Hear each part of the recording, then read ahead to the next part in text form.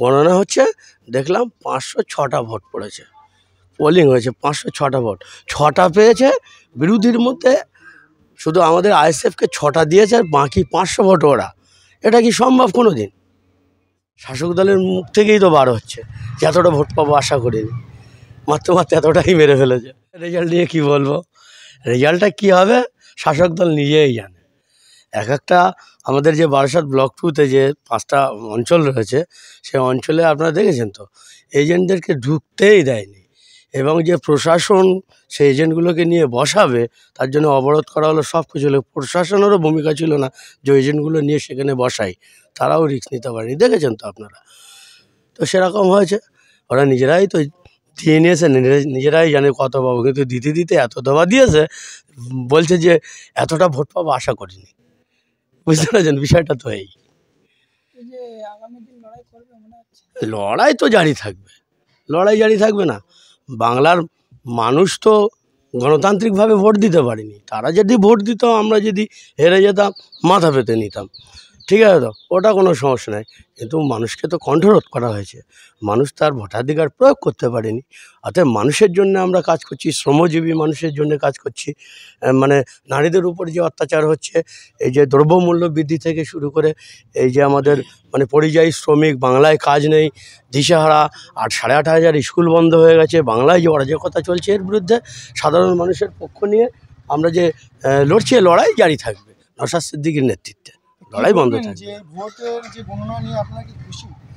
খুশি কী করে হব, বুঝতেই তো পারছেন, শাসক দলের মুখ থেকেই তো বার হচ্ছে যে এতটা ভোট পাবো আশা করিনি, মাত্র এতটাই মেরে ফেলেছে, ঠিক আছে তো।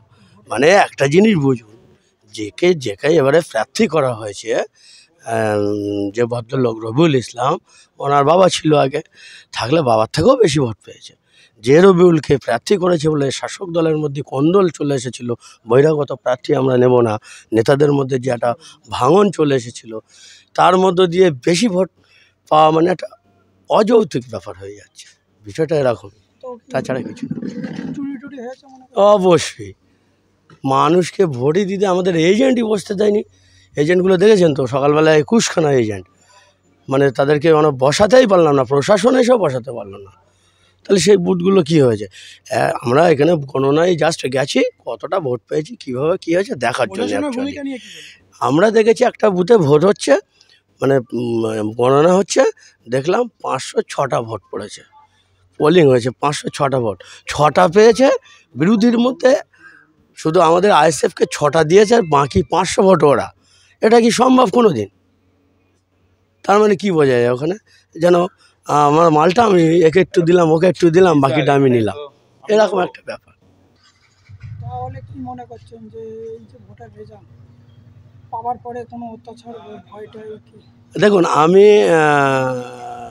এটাই বলবো শাসক দলের কথা, ভোট কিভাবে হয়েছে, ওনারা জিতেছে, কংগ্রাচুলেশন জানাই, যেভাবেই জিতুক ওনারা জানে।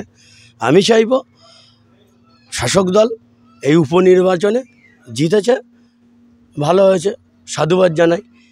তানার বাবার যে কাজগুলো সম্পন্ন ছিল, হাড়োয়াবাসীদের অনেক কাজ বাকি আছে, কলেজ থেকে শুরু করে, স্কুল থেকে শুরু করে, নিকাশি নালা থেকে শুরু করে অনেক কাজ বাকি আছে। আমি তাদেরকে বলবো, আপনারা যখন জিতেছেন, ঠিক আছে তো, ফালতু কারোর উপর অত্যাচার টর্চিং না করে আপনার কাজে মন দেন। কীভাবে এই হাড়োয়াবাসী যখন ভোট দিয়েছে আপনাদের বলছেন, তাহলে হাড়োয়াবাসীর ভালোটা হবে কিভাবে, সেই দিকে নজর দিলেই আমি খুশি হব যিনি বর্তমানে জিতেছে। ভয় কোথাও লাগছে না, ভয়টা কিসের? আরে গণতান্ত্রিক অধিকার আছে তো। আরে আমরা যদি কেউ না দাঁড়াতো বিরোধী, তাহলে ওর জেতার মজা পেত নাকি? এটা তো বুঝতে হবে, নেগেটিভ পজিটিভ দুটো জিনিস লাগে, তবেই আলোটা জ্বলে। যদি শুধু নেগেটিভ দিয়ে আলো জ্বালানো যায় নাকি, এটা বুঝতে হবে তাদেরকে। আর যদি হঠকারিতা সিদ্ধান্ত করে, হঠকারিতা মনোভাব নিয়ে নেয়, ঠিক আছে তো, তারা যদি সেটাকে টেক আপ না দিতে পারে, তাহলে তো হঠকারিতা হবে। কারণ কেউ যদি আমাকে মারে, আমার তো মানে সেভ করার অধিকারটা আছে তো, সংবিধান সেটা তো দিয়েছে। তাই বলবো, অরাজকতার মধ্যে না গিয়ে যিনি জিতেছে কংগ্রাচুলেশন জানাই। হাড়োয়াবাসী তাদের যদি ভোট দিয়ে থাকে, তারা যেটা বলছে, আপনারা হাড়োয়াবাসীর হয়ে কাজ করুন। হাড়োয়াবাসীর অনেক দাবি দেওয়া আছে, চা পাওয়া আছে, ঠিক আছে তো। হাড়োয়া কলেজ নেই, স্কুল নেই, ভালো মতো। এই যে হাড়োয়া যে বাস স্ট্যান্ডে একটা টয়লেট নেই, আরও প্রচুর কিছু আছে। তারা কাজগুলো করুক, কাজগুলো বিধানসভায় গিয়ে হাড়োয়াবাসীর চা পাওয়ার কথাগুলো তুলে ধরুক এবং সেই কাজগুলো করুক। আমরা তাদেরকে ধন্যবাদ জানাই।